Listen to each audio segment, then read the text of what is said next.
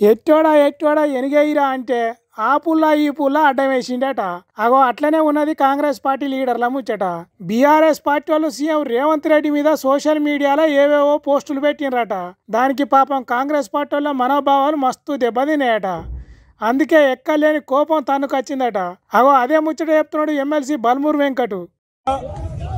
BRS party social media handles లో అడ్డగోలుగా ఇష్టం వచ్చినట్టు ఫ్రీడమ్ ఆఫ్ స్పీచ్ పేరుట గౌరవ ముఖ్యమంత్రి గారి గురించి, మంత్రుల గురించి, ఉన్నత అధికారుల గురించి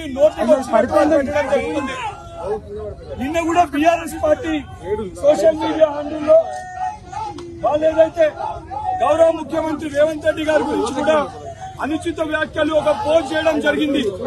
విద్యార్థులు, యువకులందరూ కూడా దీనికి సంపూర్ణ బాధ్యత ఆ party working president Kalvakuntla Taraka Ramarao పైన కఠినమైన సెక్షన్స్ పెట్టి ఆయన పైన చర్యలు తీసుకోవాలి. తీసుకోకపోతే, ఆ పోస్ట్ పైన రియాక్ట్ కాకపోతే తెలంగాణలో యువకులని ఆపే పరిస్థితి ఉండదు. పెద్ద ఎత్తున యువకులు, విద్యార్థులు రోడ్లపైకి వచ్చి ఆందోళన చేసే పరిస్థితి ఉంటది.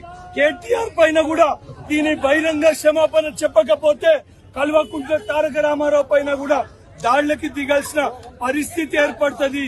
అవో అట్లా రోడ్లెక్కి ధర్నాలు చేస్తారట, దాడులు చేసే పరిస్థితులు వస్తాయట. కాబట్టి పోలీసులే వాళ్ళ మీద చర్యలు తీసుకోవాలి అన్నట్టు చెప్తున్నాడు. తక్షణమే దీనిపైన రియాక్ట్ అయి కేసులు పెట్టి కల్వకుంట్ల తారక రామారావు పైన, బీఆర్ఎస్ పార్టీ హ్యాండిల్ నడిపే వాళ్ళ పైన కఠినమైన చర్యలు తీసుకోవాలని చెప్పి మీడియా ద్వారా పోలీస్ శాఖ కూడా విజ్ఞప్తి చేస్తున్నారు. ఆ చర్యలు తీసుకోవాలని బీఆర్ఎస్ సోషల్ మీడియా మీద, అట్లనే కేటీఆర్ మీద కేసు పెట్టిరట. అంత మంచిగానే ఉన్నది కానీ కవితలకు మొల్ల కన్నొకటే మెల్ల అన్నట్టు కేటీఆర్ మీద పెట్టిన కేసు కాగితం చూస్తే కాంగ్రెస్ పార్టీ వాళ్ళు ఎంత కామన్ సెన్స్ లేనోళ్ళో అర్థమవుతున్నది. చూడుర్రి ఏమని రాసిండ్రో. కల్వకుర్తి రామారావు అట. ఈ కల్వకుర్తి రామారావు ఎవరో, ఈ కాగితం టైప్ చేసిన వాళ్ళు ఎవరో, కల్వకుర్తికి కల్వకుంట్లకు తేడా తెలియకుండా ఎట్లా రాజకీయాలు చేస్తున్నారో మనకు తెలియకుండా అవుతున్నది. మరి లేకుంటేంది, పెట్టే కేసే తప్పు అంటే ఆ తప్పును కూడా కరెక్ట్ గా చేయకుంటే ఎట్లా? రేపు పొద్దున కోర్టులో కల్వకుర్తి రామారావు అని పిలిస్తే ఎవరు పోవాలి?